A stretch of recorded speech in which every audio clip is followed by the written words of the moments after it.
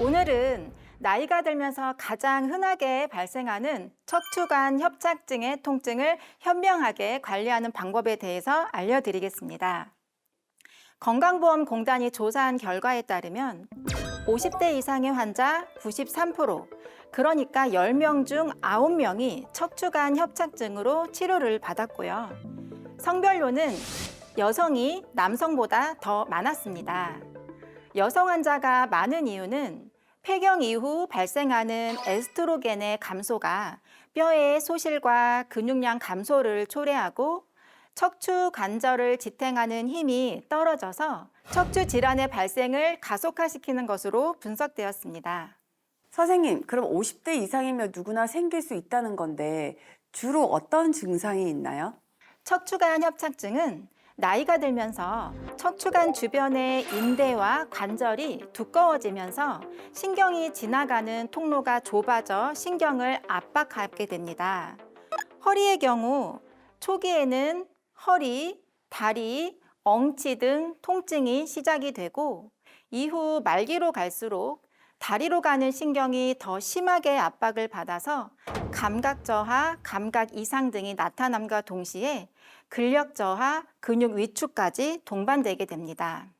목의 경우에 보통 두통, 어깨, 등 통증으로 진행이 되는데 초기에는 뻐근한 통증으로 단순 근육통과 구별이 어렵지만 시간이 경과할수록 디스크가 신경을 압박하여 팔과 손으로 저릿한 증상이 나타나는 신경병증으로 진행되게 됩니다. 더 큰 문제는 최근 스마트폰, 컴퓨터 사용의 증가로 인해 잘못된 자세로 20, 30대 젊은 층도 거북목, 라운드 숄더가 발생하면서 퇴행성 질환인 척추관 협착증이 더 빨리 진행되고 있다는 것입니다. 그림을 보시면은 고개를 어느 각도로 숙이느냐에 따라서 점점 더 그 퇴행성 변화가 더 진행되는 것을 알 수 있습니다.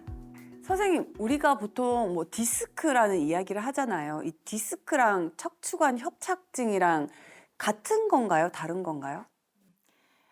보통 두 가지를 많이 혼동을 하시는데요. 디스크와 척추 협착증을 구분하자면 디스크 탈출이냐 신경 통로가 좁아진 거냐로 구분을 할 수는 있는데요. 환자가 누워 있다가 일어나기는 힘들지만 조금씩 움직이면 증상이 완화되는 것은 보통의 협착증 환자들의 증상입니다. 디스크의 경우에는 오히려 누워 있으면 통증이 감소하고 움직이면 심해지는 그런 차이점을 보이고 있습니다. 최근에는 신경 차단술을 비롯한 비수술적인 치료로 환자분들의 증상이 많이 개선되고 있는데 44세 남자 환자로 오른쪽 엉치에서 시작되어 다리 뒤쪽으로 전체로 당기는 방사통을 주소로 내원하신 분이십니다. 디스크로 진단을 하여 신경 차단술을 약 3회 정도 시행하였고 90% 정도 방사통이 호전되어 치료가 된 환자시고요. 79세 여자 환자로 역시나 오른쪽 엉치에서 시작되어 다리 뒤쪽으로 뻗치는 방사통을 주소로 내원하신 환자분이신데 이 환자의 경우에는 협착증 진단하에 신경치료를 3회 시행하였고 80% 이상 방사통이 호전되셨습니다. 신경차단술의 장점은 실시간 영상장치인 시암 장비를 통해서 통증의 원인이 되는 부위를 직접 보면서 시술하기 때문에 굉장히 안전하고요. 직접적으로 염증을 가라앉히기 때문에 빠르게 통증을 완화시킬 수 있습니다. 또 시술 시간이 10분 이내로 입원 없이 가능하고 부작용과 합병증의 위험성이 낮아 고혈압과 당뇨, 심장질환, 고령의 환자에서도 안전한 치료법이 되겠습니다. 이 밖에도 대표적인 비수술적 치료로는 재생주사 치료가 있는데요. 인대나 연골 같은 뼈 및 관절 주위 조직이 약화되고 그 기능이 손상되었을 때 그 부위의 세포를 증식을 유도하는 약물을 주사하여 약해진 조직을 강화시킨다고 이해하시면 됩니다. 71세 여자 환자시고 이분은 20년 전에 낙상으로 허리뼈 골절이 있으시면서 1년에 한두 차례씩 허리 통증을 반복적으로 호소하시는 분이셨습니다. 허리와 엉치 통증을 주소로 내원하셔서 신경치료를 3회 정도 시행하신 후에 방사통은 많이 호전이 된 양상이었습니다. 이후 재발 방지 및 인대 강화를 위해서 프롤로라는 재생치료를 약 15회 정도 시행을 하셨고요. 이후에 일상생활에서의 자세 변경이나 거동이 많이 편해지셨습니다. 그 주사 치료 경우에는 간격을 어느 정도로 해서 할 수 있는지 이게 뭐 자주는 못 한다고 제가 들은 것 같아가지고. 예.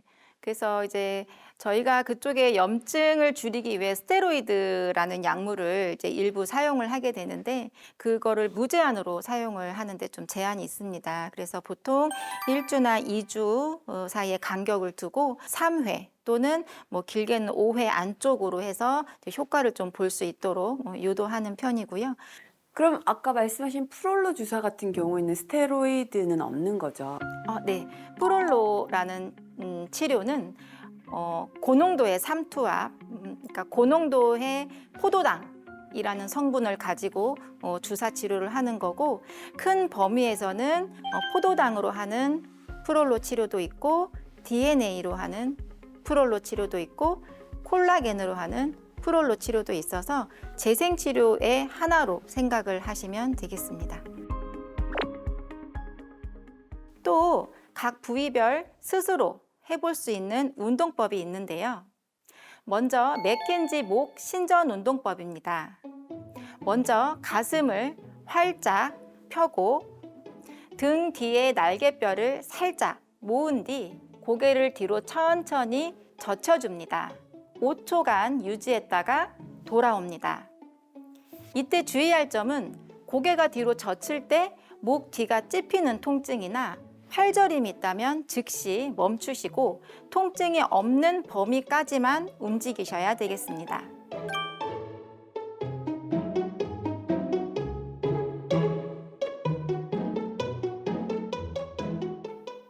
두 번째는 맥켄지 허리 신전 운동인데요.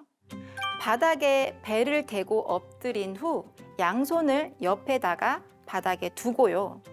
내쉬면서 상체를 들어 올리시면 됩니다. 골반이 바닥에서 뜨지 않는 선까지만 올라온 뒤 10초간 호흡한 뒤 내려옵니다.